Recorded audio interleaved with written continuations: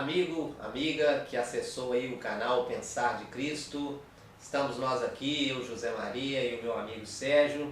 Estamos aqui para trazer mais um tema do Evangelho para você, compartilhar com você algo do Evangelho.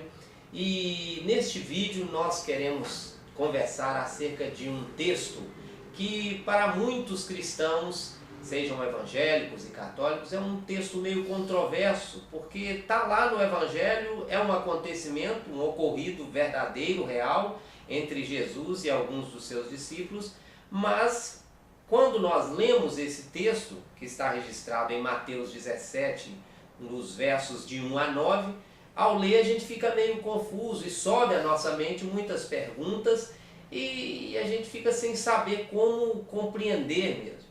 Então eu quero, neste momento introdutório, quero ler esse texto que está no Evangelho de Mateus, no capítulo 17, de 1 a 9, e eu e o Sérgio, como de costume, nós vamos estar aqui num bate-bola, trabalhando com você a proposta desse conteúdo e queremos, claro, nosso objetivo é de alguma forma contribuir na sua compreensão e no seu discernimento acerca desta passagem do Evangelho. Então vamos lá ao texto, Mateus 17, de 1 a 9, eu vou estar lendo todo o texto, diz assim: 6 dias depois, tomou Jesus consigo a Pedro e a Tiago e a João, seu irmão, e os conduziu em particular a um alto monte, e transfigurou-se diante deles. E o seu rosto resplandeceu como o sol, e as suas vestes se tornaram brancas como a luz.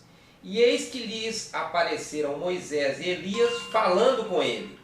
E Pedro, tomando a palavra, disse a Jesus: Senhor, bom é estarmos aqui. Se queres, façamos aqui 3 tabernáculos, ou 3 tendas, uma para ti, uma para Moisés e uma para Elias. E estando ele ainda a falar, eis que uma nuvem luminosa os cobriu, e da nuvem saiu uma voz que dizia: Este é o meu Filho amado, em quem me comprazo, escutai-o. E os discípulos, ouvindo isto, caíram sobre os seus rostos e tiveram grande medo.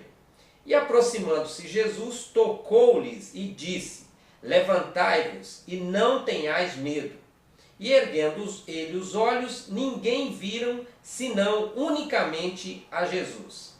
E descendo eles do monte, Jesus lhes ordenou, dizendo: A ninguém conteis a visão, até que o Filho do Homem seja ressuscitado dentre os mortos.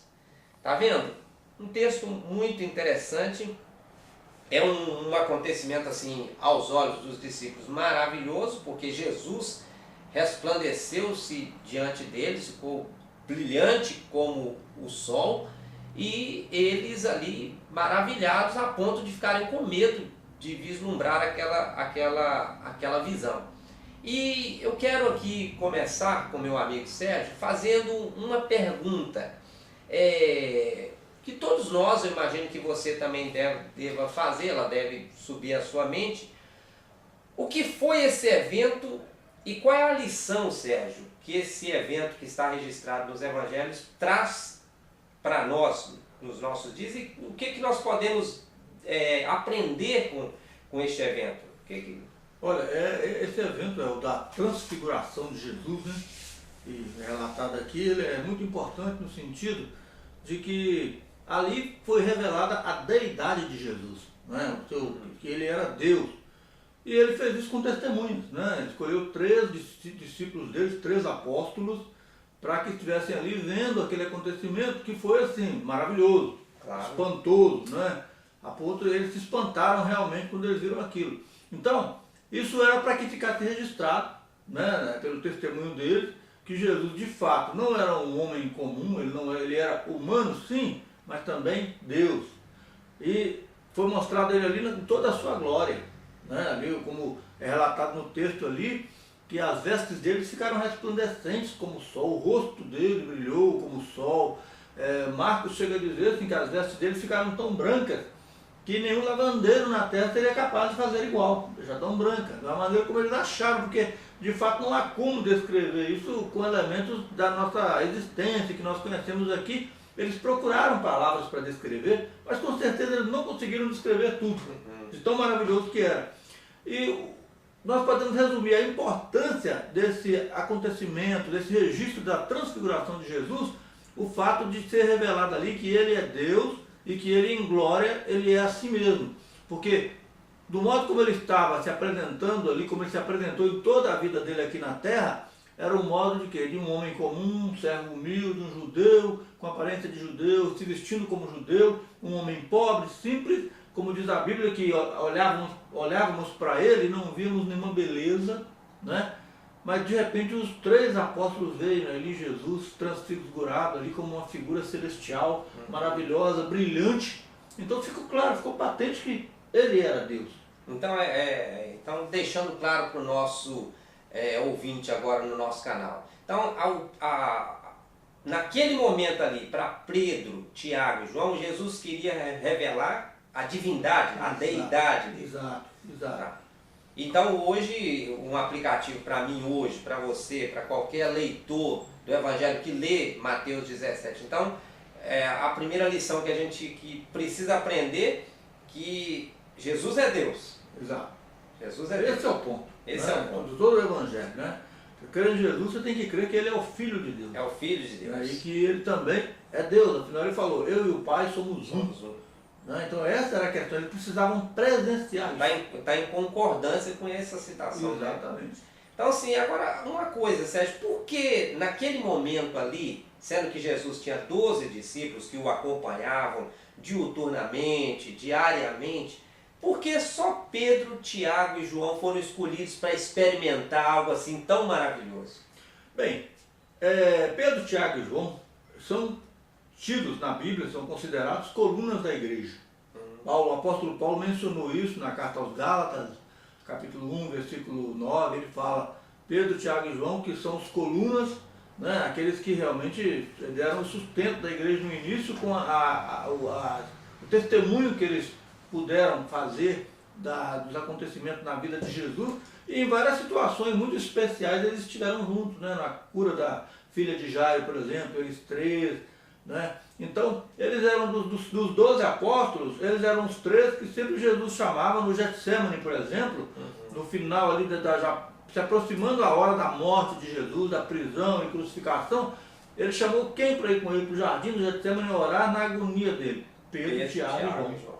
Então, esses 3 eram os colunas da igreja e era o grupo pequeno que Jesus selecionou dos 12 para esses momentos especiais, porque ele tinha um propósito com isso. Não tem nada a ver com torná-los mais especiais que os outros. Apenas porque precisavam, mesmo porque o acontecimento também da transfiguração, ele não poderia ser feito bem assim, como era do perfil de Jesus, né, de não fazer alarde com nada, chamar os 12 apóstolos, ou todos os outros discípulos, 70 discípulos, como ele enviou certa vez, para presenciar aquilo, porque aquilo seria uma coisa assim que causaria um alarde só. Né, uma confusão só, e um ficaria, pessoas sairiam dali e sairiam relatando o que aconteceu antes que acabasse, sem compreender. Então, de fato, não poderia ser um acontecimento com muitas testemunhas. Né, tinha que ser com essas mesmas. Uma outra questão também, Sérgio, que eu fico pensando, por que quando aparece Moisés e Elias nesse evento, isso tem alguma coisa a ver, ou muitas pessoas defendem essa ideia de que ali Jesus estava comunicando com pessoas. O que isso tem a ver com pessoas mortas? Eu quero deixar claro o meu pensamento aqui, que às vezes você está pensando uma coisa e começa a falar e não conclui. Algumas pessoas associam ali, porque o fato de ser Moisés e Elias, e defendem a ideia da conversa com mortos, com pessoas que já morreram, com pessoas que já não estão mais nesse ambiente dos vivos. Sim. Tem alguma coisa a ver, Sérgio? Não com essa ideia, porque de fato Moisés e Elias já não estavam mais, mesmo naquela época, nessa dimensão material do mundo físico, né? Até porque Moisés experimentou a morte? Elias não. Né? Elias foi para o mundo, pro mundo vindouro, para o mundo espiritual, mas sem experimentar a morte. Né? Não há, né, nas escrituras nenhum registro. Exato. E além disso, essa comunicação que houve ali não foi de Moisés e Elias com os discípulos, Pedro, Tiago e João. Eles não conversaram com eles. Eles conversaram somente com Jesus. E Jesus, no caso, sendo filho de Deus, né, tendo a comunhão que ele tinha com Deus, isso era passível de ele fazer, até mesmo na soberania dele, que várias vezes ele rompeu com algumas leis de Deus, com autorização de Deus para realizar o bem. Jesus andou sobre o mar, Jesus multiplicou pães e peixes, Jesus ressuscitou mortos.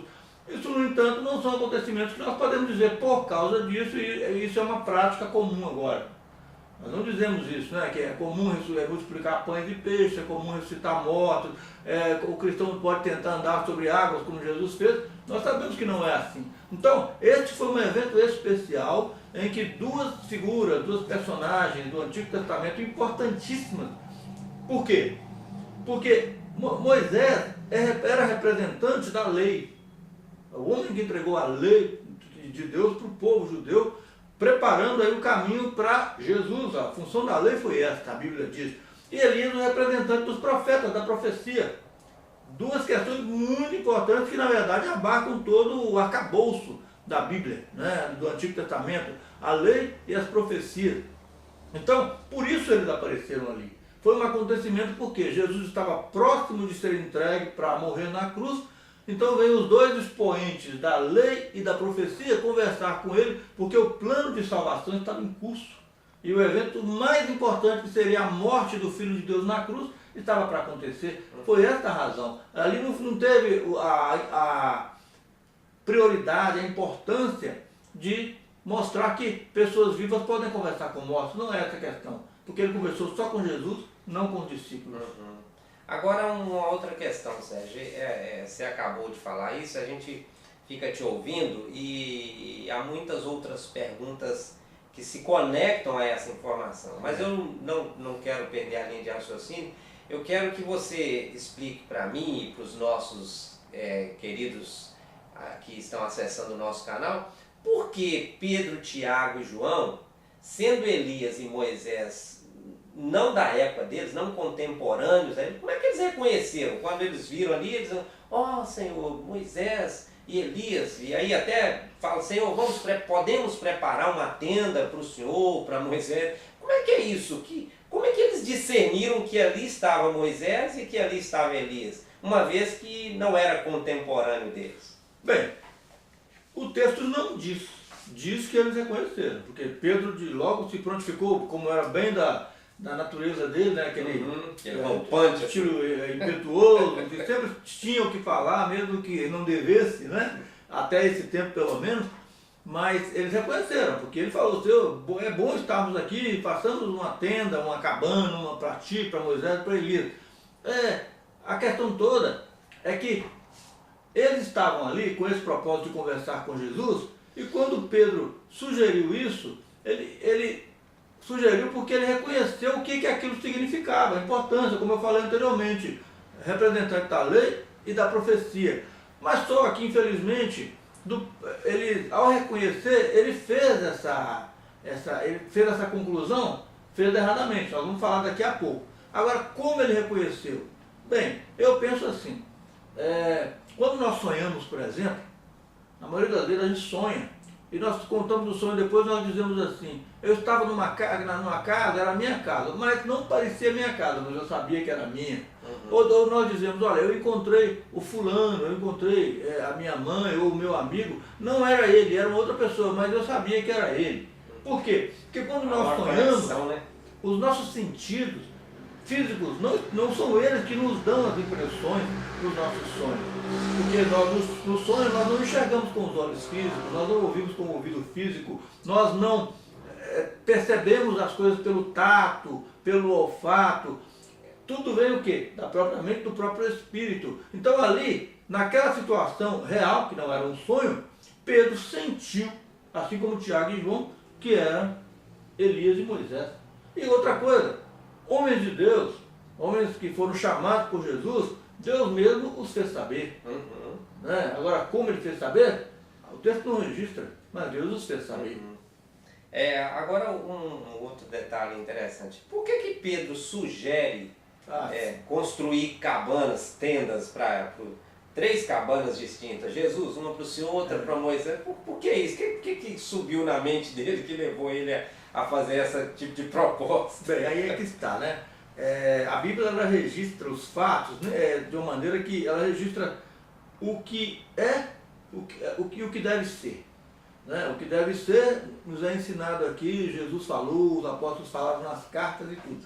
Mas existem fatos como esse, por exemplo, de Pedro sugerir a construção das cabanas, que é uma descrição da Bíblia do que é, não do que deve ser. Porque ele está agindo conforme o espírito do tempo, o Zeitgeist, né?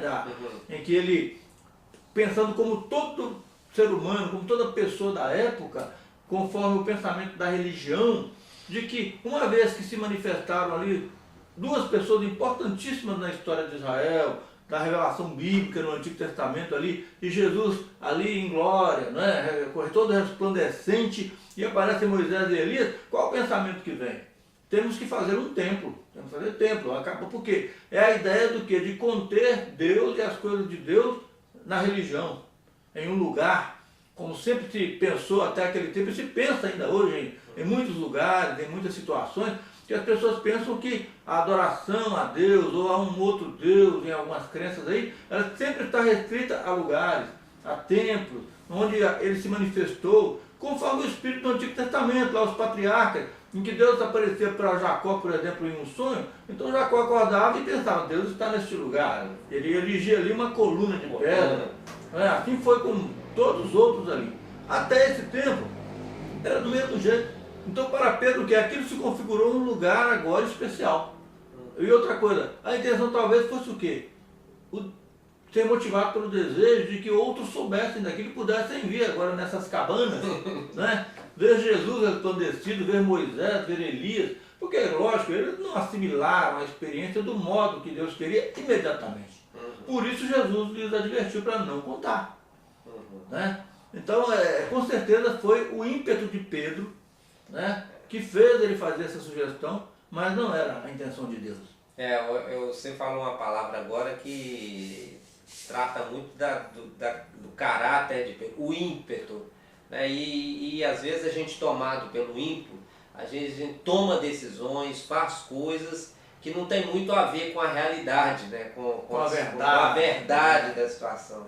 Então ali ele fala assim, vamos fazer 3 tendas. Então, pode ser também, à medida que você falava aí, a questão que é uma coisa que sempre houve com a religião, né?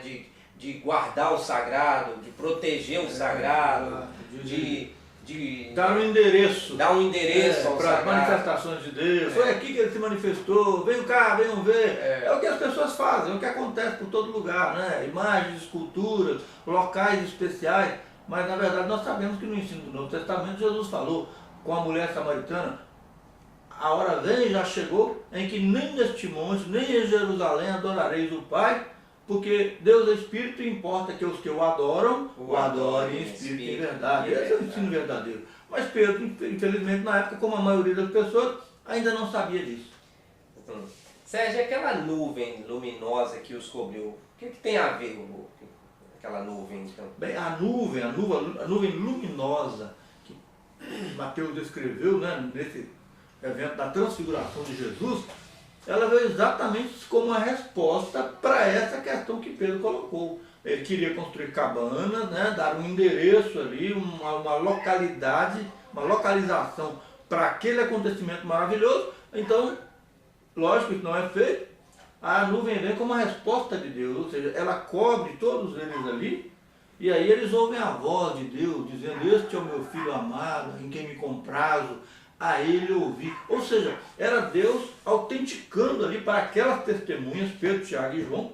Vejam só a importância deles 3 ali. É por causa da presença deles 3 que nós sabemos disso. Pedro menciona na carta dele que ele estava ali no monte com Jesus quando ele se transfigurou. Então, esse evento ele foi feito principalmente para que Pedro, Tiago e João testemunhassem. Então a nuvem foi a resposta. Não cabanas. mas foi uma coisa temporária, especial, maravilhosa de Deus, que os cobriu ali, e Deus falou com eles ali, aconteceu dentro da nuvem ali, mas depois a nuvem se retirou e eles voltaram para as vidas deles conforme o propósito de Deus naquela época.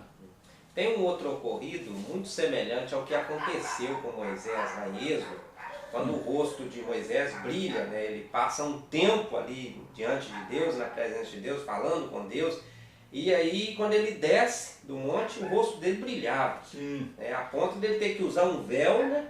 Porque as pessoas ficavam assustadas ao ver aquele brilho intenso no rosto. Tem alguma correlação, Sérgio, dessa? Porque Jesus ali também, o rosto de Jesus brilhava. Sim. Tem alguma correlação desse ocorrido de Jesus com o de Moisés lá em Êxodo? Com certeza, porque a Bíblia nos apresenta Moisés como o expoente da lei, né? Jesus é maior do que Moisés, sem dúvida alguma.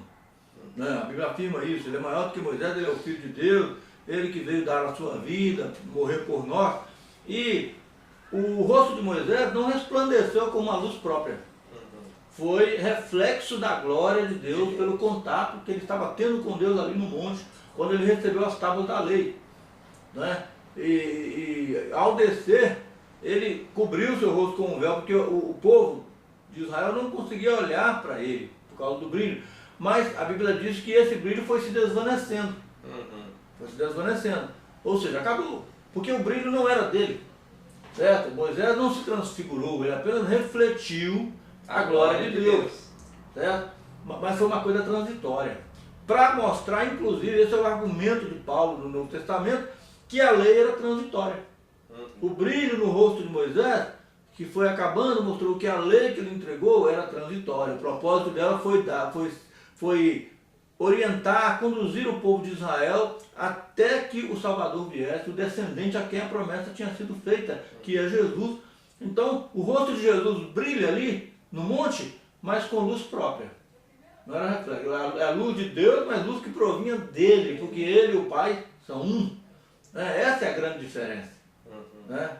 No início da sua fala, você falou que Jesus não era muito dado à propaganda, à mídia. Jesus era mais discreto, apreciava a discrição. E ao término desse ocorrido, Jesus faz uma advertência aos discípulos para que não contassem aquele ocorrido para ninguém. Por que Jesus toma essa atitude, Sérgio, de advertir Pedro, Tiago e João para que ficassem com aquela revelação, com aquela visão que tiveram, com aquela experiência maravilhosa que eles tiveram ali no monte, apenas com eles, que não fizessem, não contassem para mais ninguém, não compartilhasse, não transmitisse, que não fizesse propaganda daquela experiência? Por que isso, Sérgio? Bem, isso foi, lógico, foi uma advertência temporária. Afinal, agora todo mundo que lê a Bíblia sabe o que aconteceu. Inclusive, estamos aqui trabalhando exatamente esse assunto para você. Né? Exato. Então foi uma advertência temporária, ele disse naquele tempo. Por quê? Porque não era para aquele acontecimento se tornar algo que ficasse de boca em boca, sofrendo especulações. Porque seria o que aconteceria. Né? As pessoas ficariam especulando sobre isso, viriam muitos curiosos conhecer Jesus por causa disso, por mera curiosidade.